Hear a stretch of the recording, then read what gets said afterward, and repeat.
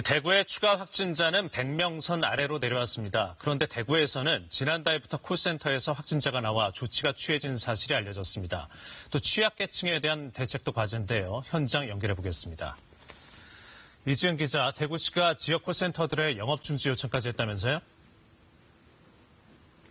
네, 그렇습니다. 대구 지역 콜센터에서 확진자가 처음 확인된 건 지난달 28일입니다. 대구 달서구의 삼성전자 서비스 콜센터에서 첫 확진자가 나왔고 모두 6명이 감염됐습니다. 지난 2일부터는 대구 신한카드 콜센터에서 모두 20명이 확진 판정을 받았습니다. 또 대구시가 콜센터 66곳의 직원 8천여 명을 조사했더니 13곳에서 57명이 확진 판정을 받은 것으로 확인됐습니다. 그 가운데 10명은 신천지 신도였고 이들 대부분이 해당 콜센터의 첫 확진자였습니다. 이에 따라 대구시는 오늘 콜센터에서 코로나19가 다시 확산하는 걸 막기 위해 지역 내 콜센터에 대해 이달 말까지 한시적인 운영 중단을 요청한 겁니다. 예. 그런데 콜센터 확진자와 관련된 내용이 왜 이제서야 공개됐습니까? 네, 조금 전 전해드렸듯이 지난달부터 확진자가 나오기 시작했고 확인된 57명의 확진자도 이미 발표된 통계에 포함돼 있었습니다.